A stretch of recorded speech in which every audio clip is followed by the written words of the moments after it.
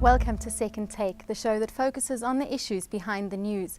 Platinum miner Lonmin plans to invest over $2 billion to grow its production over the next 5 years.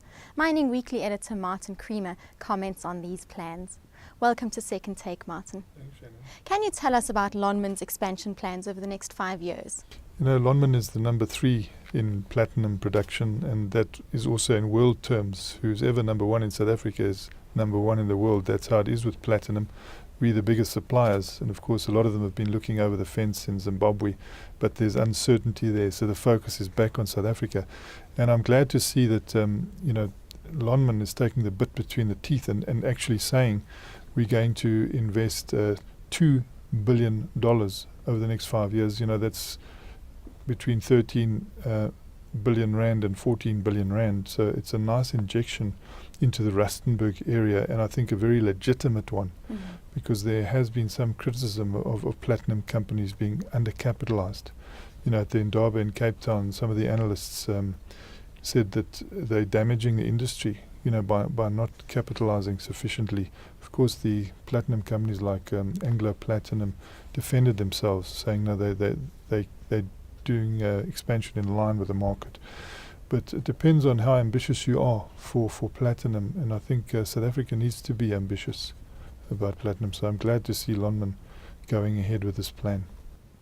What will most of the capex spend be used on? That's also encouraging. You know, it's growth capex. The bulk of it, $1.3 billion, is going to be growth capex. You know, Lonmin had introduced new shafts, and now they want to bulk up those new shafts, and this investment will go into that to get greater production out of those shafts, which they've sunk into the ground in the Rustenburg area.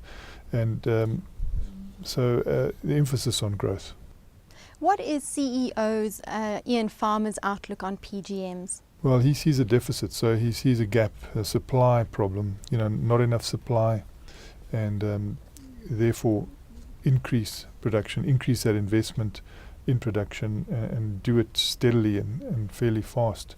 So the outlook again is, 2012 deficit, I think, going on for a couple of years, 2014, and that is what's coming out of the platinum voice at the moment, that there will be this deficit and there will be supply constraint, and therefore invest to increase your production.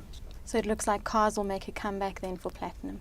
Well, hopefully that's the big market, you know, that we take the pollution out of the atmosphere using the platinum as a catalyst, and that catalysis has become recognized, you know, worldwide, particularly with diesel driven cars. But we're hoping for a much bigger picture, and that is the fuel cell, you know, eventually down the road. If that does eventuate, I mean, there could be a very big future in store for platinum, because you can imagine that instead of using the internal combustion engine, you know, you use the fuel cell in your car, steps up the demand for platinum and platinum group metals. And, if you take it to its logical conclusion, what Saudi Arabia is to oil at the moment, South Africa could be, in the new age energy, if it does roll out as many of the scenario planners envisage. Now, the company has experienced an increased number of fatalities over the last few months. What is their strategy to increase safety in the future? Yeah, that's always a very sad story, you know, with the hard rock miners. It's not only disease that people pick up, but there are accidents and people die in the mines. Every single CEO, you know, is hugely distressed, including Ian Farmer, saying that he needs to, really put more effort into this area, more horsepower he's talking about.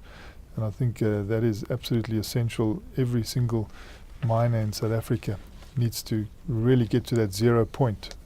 Anglo Gold Ashanti, we're rolling out their 90% improvement since 2007.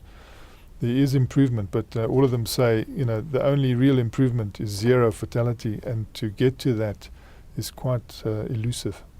Well, we wish them all the best for the future. Thank you, Martin. Thanks, Shannon.